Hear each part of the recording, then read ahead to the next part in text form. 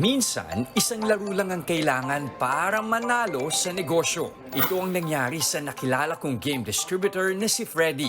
Ang kanyang hobby na board at tabletop games ang naging daan para masimulan ang kanyang negosyo noong 1998. Ito ang Ludus. Ito ay isang Latin word na ang ibig sabihin ay game o play.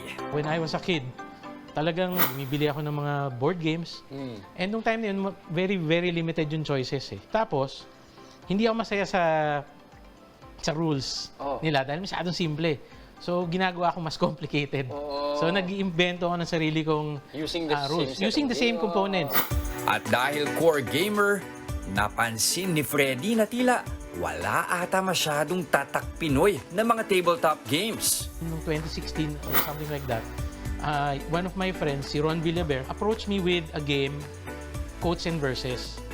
So, sinabi niya, baka subukan natin gumawa ng game dito. At that time, kasi we've been importing games for so long. So, parang, sige, bigyan natin subukan natin gumawa ng local. At dito na nga siya nagsimulang magdisenyo at mag-produce ng mga tabletop game na hango sa kultura ng Pilipinas. Ang ilan pa nga binase sa mga sikat na Pinoy superhero at characters gaya ni Darna, Combatron, Plastic Man at Bagani. Bakit mahalaga na ma-showcase sa mga laro yung mga ganitong original content na Pinoy? I'm a big believer in supporting local. Support local because they're just as good as the imported or foreign brand. Naglalaro sa halagang 150 pesos hanggang 499 pesos ang isang tabletop game. At alam niyo bang napukaw na rin ng mga ito ang atensyon ng mga banyaga? We've joined shows in Singapore and then very soon, we're gonna have another game that's going to be translated to French. Wow! So magiging distributed na siya sa East Canada and France. Nice! Eh ano pang hinihintay? Laruin na natin ang mga tabletop game na tunay namang tatak Pinoy. This plataforma. Okay, so what is this? It's a game. It's a political campaign game. We published it in 2022, kasabay ng election.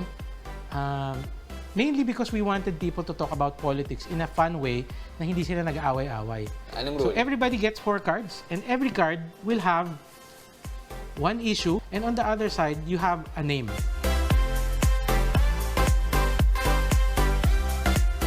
Ang aking issue ng ay West Philippine Sea. West Philippine Sea. Ilapag niyo yung mga plataforma ng mga kandidato ninyo. West Philippine Sige. Sea. Si Mateo. Kasi feeling ko yung issue ng West Philippine Sea hindi na masosolve ng conventional means. Kailangan na natin ng supernatural means. Kailangan natin si Pedro Penduko. Penduko! Oo nga!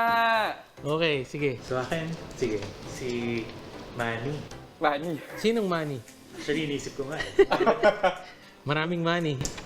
Pwede kasing i-boxing out yung problem. Or, pwede magtayo na. Magtayo na. Sa pamamagitan ng negosyong ito, batid ni Freddy na hindi laro ang pagbibigay karangalan sa ating bansa. Napatunayan ako ng mga designers that I work with na yes, we're world class. Dahan-dahan lang naman yan eh. Medyo bata pa yung endeavor na to. But I see a bright future. Hangad ni Freddy na sa tulong ng mga tabletop games gaya nito ay maipanalo at maibandera pa ang mayamang kultura ng Pilipinas. Mga kapatid, Jess De Los Santos po, huwag magpauli sa mga umaaksyong balita at napapanahong issue sa bansa. Para sa mas malawak na balitaan, mag-subscribe at mag-follow sa social media pages ng News 5.